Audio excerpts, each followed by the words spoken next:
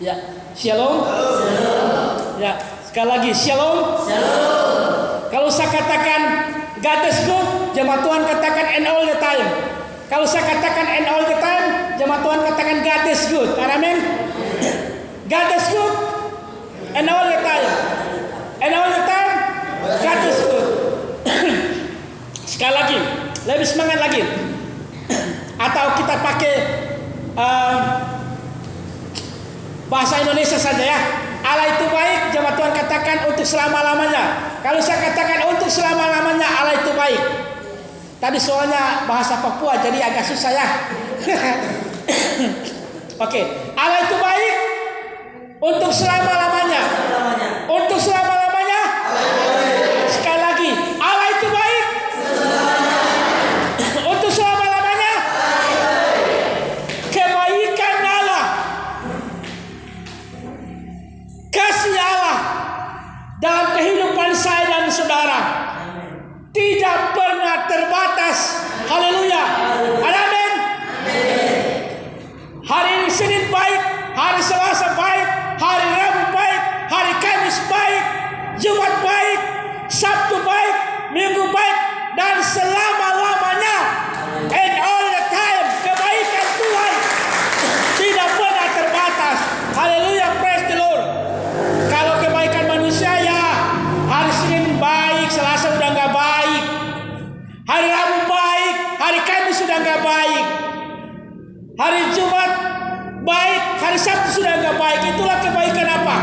Kebaikan manusia. Kebaikan manusia boleh terbatas, tetapi kebaikan Kristus tidak pernah terbatas. Dia baik untuk dan selama-lamanya. Amin. Pagi hari ini jemaat Tuhan yang diberkati, saya berbicara tentang iman tanpa perbuatan mati. Apa hari ini tema kita? Iman tanpa perbuatan adalah mati. Iman tanpa perbuatan adalah mati. Jemaat yang dikasihi dan diberkati Tuhan, coba kita perhatikan dalam Ibrani. Dalam Ibrani pasal yang ke-10 ayat 26 dan 27. Ibrani pasal yang ke-10 ayat yang ke-26 27. Mari saya mengajak saudara bangkit berdiri. Kita baca Ibrani pasal 10 ayat 26 dan 27. 1, 2, 3. Sebab jika kita sengaja berbuat dosa sesudah memperoleh pengetahuan tentang kebenaran, maka tidak ada lagi korban untuk menghapus dosa itu, tetapi ada kematian yang mengerikan, akan penghakiman dan api yang dahsyat yang akan menghanguskan semua orang durhaka. Haleluya. Silakan duduk. Jemaat yang dikasihi dan diberkati Tuhan, iman menuntun kita bukan hanya sekedar kita ke gereja. Iman menuntun kita bukan cuma kita rajin berdoa.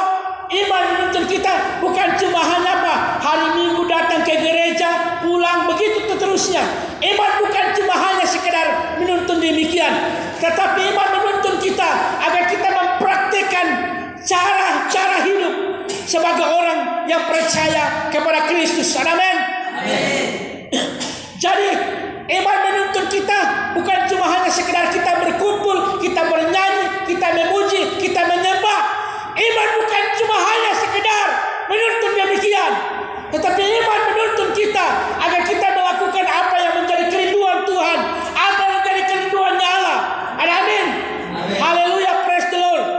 Ini yang menjadi kerinduannya Tuhan.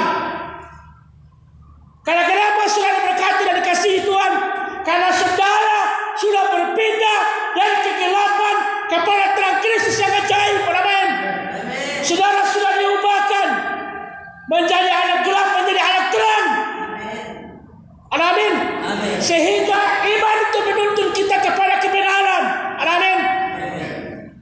Ketika saudara sudah berpindah dari kegelapan kepada terang Kristus, itu berarti kita menanggalkan cara-cara kita hidup yang lama, menanggalkan cara-cara hidup kita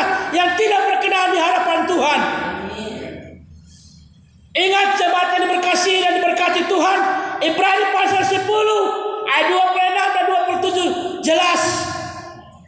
Sebab jika kita sengaja berbuat dosa sesudah memperoleh pengetahuan tentang kebenaran, maka tidak ada lagi korban untuk menghapus dosa itu.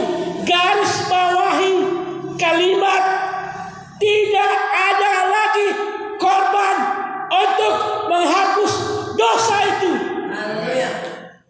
Kalau kita sudah mengenal kebenaran, kita sudah menerima keselamatan, menerima anugerah kasih karunia yang Tuhan berikan secara gratis kepada saya dan saudara. Kalau saya dan saudara tidak menghargai kasih karunia, tidak menghargai darah Kristus, tidak menghargai karya keselamatan, maka Alkitab mencatat di Ibrani pasal 10 ayat 26, maka tidak ada lagi korban untuk menghapus dosa itu. Itu artinya apa? Karya penebusan bisa hilang. Kalau kita sengaja berbuat dosa terus menerus, padahal kita sudah menerima anugerah, kita sudah menerima karya keselamatan. Tapi kalau saudara masih sengaja berbuat dosa terus menerus, maka karya penebusan tidak ada lagi dalam diri orang percaya. Haleluya. Jemaat yang dikasih dan diberkati Tuhan, jangan Anda beranggapan bahwa saya bikin dosa saja tidak apa-apa. Karena kenapa? Karena saya sudah percaya Yesus. Kalau Anda cuma hanya sekedar percaya, kalau iblis, kalau Lucifer, dia percaya dan apa? Percaya dan gemetar. Anda tidak gemetar kan? Tapi Lucifer, iblis, dia itu apa? Percaya dan gemetar. Iblis percaya, tetapi tidak melakukan kehendak Bapa di surga. Oleh sebab itu, jemaat yang dikasihi Tuhan, kalau engkau hanya percaya saja, engkau tidak jauh beda dengan apa? Lucifer.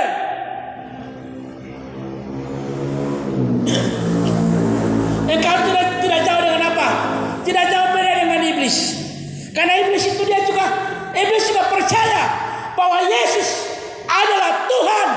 Iblis percaya Yesus adalah Allah, tapi dia tidak melakukan kehendak Bapa di surga. Jadi kalau jemaat Tuhan, kalau pas lagi buat kejahatan, ingat itu. Aduh, kalau saya buat jahat ini, buat kejahatan ini, berarti saya ini sama seperti ini. Saya tidak jauh beda dengan apa? Saya tidak jauh beda dengan Lucifer. Lucifer percaya. Lucifer percaya bahwa Yesus adalah Tuhan. Lucifer percaya bahwa Yesus adalah Allah, tapi dia tidak melakukan apa yang menjadi maunya Tuhan. Kasihan kan jemaat Tuhan, betul enggak? Udah jadi orang Kristen dari lahir, tapi pada akhirnya Yesus bilang begini pada penghakiman, aku tidak mengenal engkau. Engkau berbuat kejahatan. Kira-kira apa? Kira-kira jemaat Tuhan sedih enggak? Sedih. Ya pasti sedih. Pasti banyak orang yang komplain. Aduh Tuhan, saya ini adalah orang yang rajin berdoa. Saya orang yang rajin ke gereja. Saya bisa mengadakan berbagai macam mujizat. Saya ini jadi pengkhotbah terkenal. Saya ini pengkhotbah keliling dunia. Saya diundang kiri kanan. Tapi waktu itu Tuhan bilang, aku tidak mengenal engkau pembuat kejahatan. Kira-kira sedih enggak? Ya sedih pasti. Pasti ada yang komplain, Tuhan tidak adil. Saya ini sudah jadi pengkhotbah terkenal di YouTube kah? Terkenal di mana-mana kah? Tuhan kenapa begini? Tuhan bilang, kau memang betul pengkhotbah terkenal di YouTube. Subscribe-nya sampai jutaan, ribuan. Betul memang. Tapi apa? Tapi engkau buat kejahatan. Disitulah Tuhan membukakan semua kejahatan. Jadi jemaat yang diberkati Tuhan, syarat untuk masuk ke surga, syarat kita masuk ke dalam kerajaan Allah, itu sangat berat. Itu disaring, memang difilter betul-betul, disaring betul-betul. Yang masuk ke dalam kerajaan Allah itu tidak segampang yang kita pikirkan. Model untuk masuk ke dalam kerajaan adalah apa? Percaya dan melakukan kehendak Bapa di surga. Makanya kenapa Yesus bilang hukum yang paling utama dan terutama itu adalah kasih. Kenapa? Kenapa Kristus Yesus katakan bahwa hukum yang paling utama dan yang terutama ialah mengasihi. Iman itu sangat penting. Selagi kita ada dalam dunia itu, iman penting. Karena dengan dasar imanlah Anda percaya bahwa Yesus lahir. Dengan dasar imanlah Anda percaya bahwa Yesus telah mati. Dengan dasar imanlah Anda percaya bahwa Kristus bangkit. Dengan dasar imanlah Anda percaya bahwa Kristus sudah naik ke surga. Dengan dasar iman itulah Anda percaya bahwa Kristus Yesus ada di surga. Dengan dasar iman itu juga Anda percaya bahwa Kristus akan datang kedua kali dan menjemput Anda. Itu merupakan apa? Iman. Iman adalah sesuatu yang tidak kita lihat, namun kita percaya. Anda hari ini tidak lihat Yesus punya model rupa seperti apa, tapi dengan dasar iman Anda percaya bahwa Kristus Yesus itu ada. Anda percaya bahwa Kristus menyelamatkan saya. Kristus telah mengorbankan dirinya di kayu salib. Itu karena dasar iman. Iman itu penting selagi kita ada di dalam dunia. Penting. Karena dengan dasar iman itu Anda percaya. Tapi di surga bagaimana? Loh, di surga itu kita nggak butuh karena yang kita imani, yang kita percayai sudah ada di depan mata. Ada amin? Tapi kasih itu berlaku di bumi dan di surga. Di surga sana nggak ada orang penjahat. Di orang yang hidup di surga adalah apa? Ada kasih, sukacita, damai sejahtera, kelemah lembutan, pengawasan diri, dan sebagainya. Sabar, murah hati, kelemah lembutan, dan sebagainya itu sudah ada dalam diri hidup orang percaya, hidup orang Kristen. Jadi saudara yang terkasih dalam nama Tuhan Yesus, ketika saudara sudah berpindah dari gelap kepada terang, itu berarti gaya dan karakter Kristus itu harus ada di dalam diri orang percaya. Ada amin?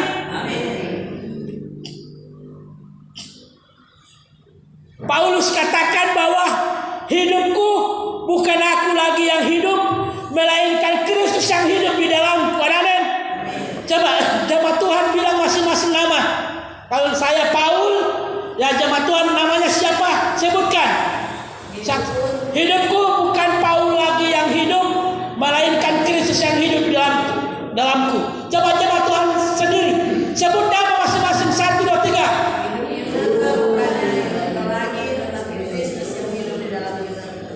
Haleluya. Ini komitmen saudara ya kepada Tuhan, bahwa hidupku bukan saya lagi yang hidup, tapi Kristus. Jadi Paulus berusaha untuk menanggalkan kehidupan dia yang lama, menanggalkan kebiasaan cara hidup. Paulus sebelum bertobat namanya Saulus, hidupnya sangat jahat di hadapan Tuhan. Tapi oleh karena kasih karunia, apa? Memperoleh keselamatan dengan cuma-cuma. Makanya Paulus apa? Paulus menghargai itu, menghargai keselamatan yang Tuhan berikan kepadanya. Ada amin? Paulus menyadari, bahkan Paulus berkata begini, dari di antara mereka akulah yang paling berdosa. Ini merupakan apa? Pengakuan Paulus. Ini merupakan kerendahan hati Paulus, bahwa di antara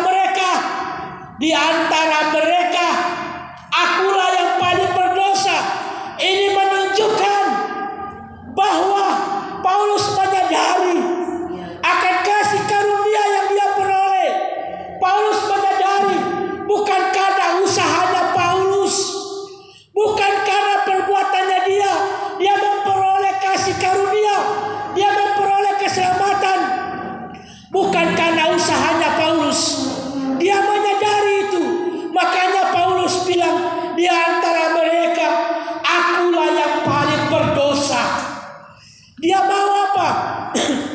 Dia mau menanggalkan, dia mau berusaha meninggalkan kehidupannya, cara hidupnya yang lama, kejahatannya dia. Ketika dia berjumpa dengan Yesus, ada pertobatan yang sejati. Ada pertobatan sejati yang dimiliki oleh apa? Dimiliki oleh Paulus ini. Ketika dia mencoba membunuh orang Kristen, dan di Kristus Yesus tangkap dia. Ketika dia berjumpa dengan Yesus, dia mengalami pertobatan yang sungguh luar biasa. Jemaat yang diberkati Tuhan, adalah sebab itu ketika kita berjumpa dengan Kristus, maka harus ada perubahan di dalamnya. Amin. Orang Kristen dari lahir sampai mati kalau tidak bertobat, perlu dipertanyakan apakah dia sudah mengenal Kristus atau belum. Perlu dipertanyakan, orang Kristen yang dari lahir sampai mati tidak mau bertobat, perlu dipertanyakan dia punya iman kepada Kristus atau tidak. Karena iman menuntun kita pada kebenaran. Iman menuntun kita agar hidup kita lebih baik dan berkenan di hadapan Tuhan. Amin. Boleh minta tisu dulu. Jemaat yang diberkati dan dikasihi Tuhan.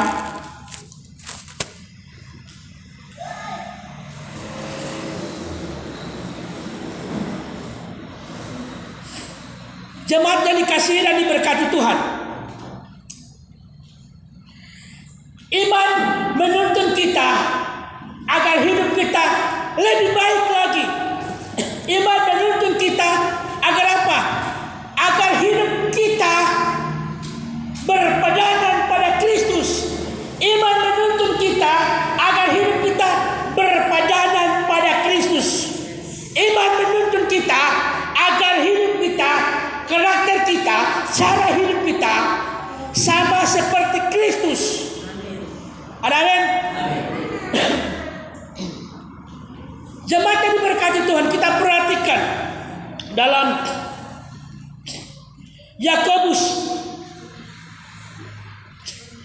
Yakobus pasal 2 ayat yang ke 21. Yakobus pasal 2 ayat 21. Bukankah Abraham bapa kita dibenarkan karena perbuatan-perbuatannya ketika ia mempersembahkan Ishak anaknya di atas mezbah? Kamu lihat bahwa iman bekerja sama dengan perbuatan-perbuatan, dan oleh perbuatan-perbuatan itu iman menjadi sempurna. Ada mau iman sempurna? Ada mau agar iman Anda sempurna? Lebih semangat lagi. Maukah Anda iman Anda menjadi sempurna? Kalau iman Anda ingin menjadi sempurna, lakukan firman Allah. Anda mau iman Anda sempurna? Lakukan firman Allah dalam hidup Anda. Kalau iman Anda mau menjadi sempurna, jadilah pelaku firman. Sama seperti Abraham. Abraham dibenarkan bukan karena iman saja, tetapi tindakan, perbuatannya, ada action. Dia mau melangkah dan mempersembahkan anaknya yang bernama siapa? Ishak. Dia bawa anaknya mempersembahkan sebagai korban di mezbahnya Tuhan. Jadi bukan cuma hanya kalau beriman saja, berarti Abraham cuma hanya di pangku diam saja. Dia enggak mempersembahkan korban. Tuhan perintahkan dia untuk persembahkan anaknya Ishak, dan dia bertindak. Ini berarti apa? Berarti iman harus disertai dengan tindakan. Iman harus disertai dengan action. Jadi bukan cuma hanya tinggal diam saja. Abraham imannya sempurna. Abraham imannya sempurna. Karena kenapa? Karena dia beriman dan dia melakukan apa yang Tuhan mau. Makanya imannya menjadi sempurna. Jadi kalau cuma iman saja, Belum sempurna iman kita. Iman harus disertai dengan perbuatan agar iman itu menjadi sempurna. Ada amin? Siapa yang mau agar imannya menjadi sempurna? Angkat tangan. Haleluya. Praise the Lord. Saya percaya bahwa jemaat Tuhan di tempat ini, saya yakin dan percaya bahwa kita semua pasti mau agar iman kita itu menjadi sempurna. Ada amin?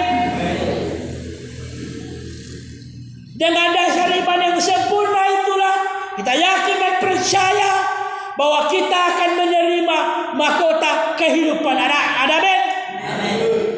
Jemaat yang diberkati Tuhan, jemaat yang dikasihi Tuhan, surga itu menjadi milik saya dan saudara. Amin. Surga adalah milik saya dan saudara. Ketika kita apa? Ketika kita mau melakukan kehendak Bapa di surga. Amin. Jemaat yang dikasihi dan diberkati Tuhan. Oleh sebab itu, ketika kita menerima Kristus, ketika kita menerima apa? Menerima karya keselamatan.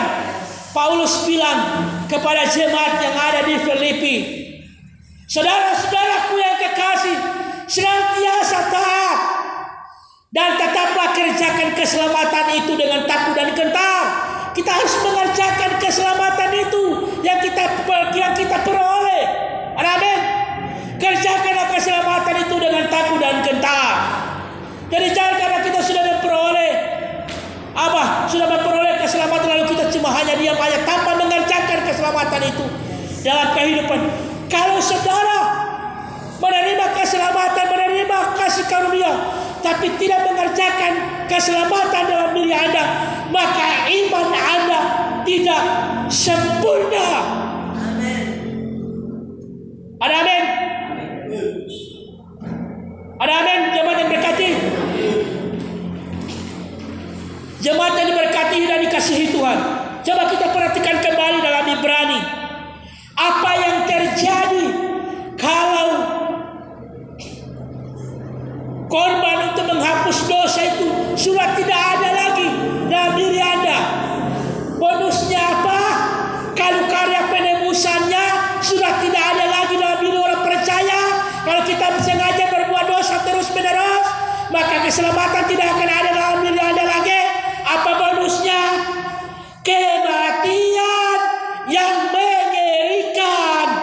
Perhatikan 27, Ibrani 10 ayat 27. Tetapi yang ada ialah kematian yang mengerikan akan penghakiman dan api yang dahsyat yang akan menghanguskan semua orang durhaka. Ingat baik-baik, ada bonus, ada hadiah yang orang percaya akan peroleh kalau sengaja berbuat dosa terus menerus, dan karya penghapusan dosa sudah tidak ada lagi dalam diri orang percaya. Maka apa jemaat yang berkati dan kasih Tuhan?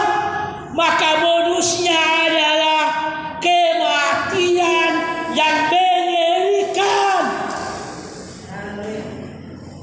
Haleluya. Saya percaya jemaat Tuhan pasti punya kerinduan tidak akan mengalami kematian yang mengerikan. Kematian yang mengerikan di sini apa? Kematian kekal selama-lamanya. Kalau sekarang katong mati, katong hidup kembali, tapi dalam Ibrani ini dimaksudkan kematian yang mengerikan, yang dasar, yang tidak ada lagi apa? Tidak ada lagi namanya kebangkitan. Kalau sekarang ini katong mati atau percaya dan melakukan kehendak Bapa di surga, kita mati, tapi penghakiman Kristus akan apa? Akan bangkit, akan membangkitkan kita dan menyongsong kita di angkasa. Ada amin? Haleluya. Tapi mereka yang tidak percaya pada Kristus, yang tidak melakukan kehendak Bapa di surga, mereka yang tidak memiliki iman yang sempurna, akan mengalami kematian yang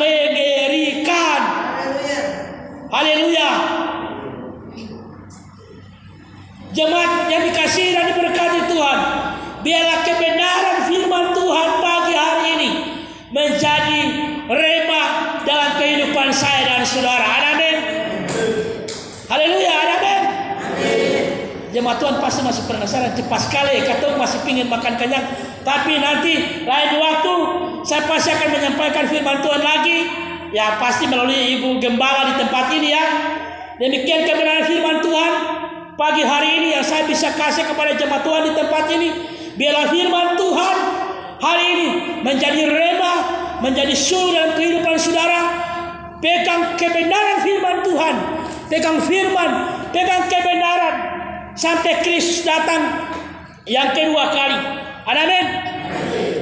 Biarlah firman Tuhan yang saya sampaikan pada pagi hari ini menjadi rema, menjadi suluh dalam kehidupan saya dan saudara, menjadi pedoman.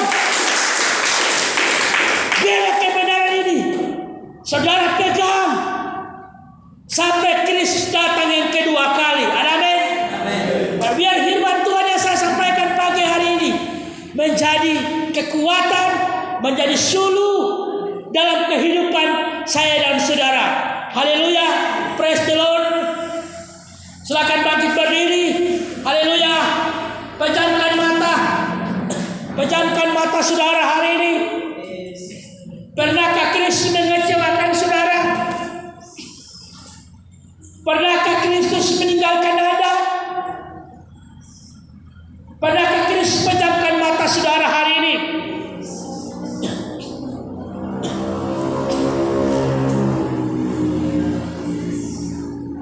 Bapa, Kristus yang baik, hari ini kau melihat anak-anakmu, mereka memejamkan mata mereka. Tuhan, taruhlah roh takut akan Engkau Tuhan. Taruhlah roh yang hidup di dalam Engkau.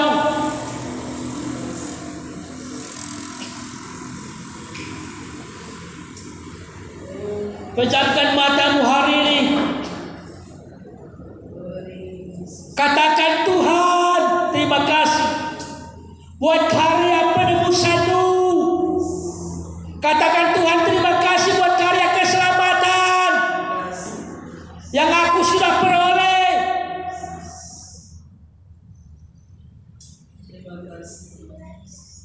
Engkau yang hari ini mungkin masih buat kejahatan, mungkin engkau masih suka pukul istri Anda, mungkin engkau masih suka berkelahi, mungkin engkau yang masih suka mabuk, engkau yang masih suka buat kejahatan, engkau yang mungkin hari ini masih buat hal-hal yang tidak berkenan di hadapan Tuhan, mungkin engkau yang masih melakukan segala jenis-jenis kejahatan.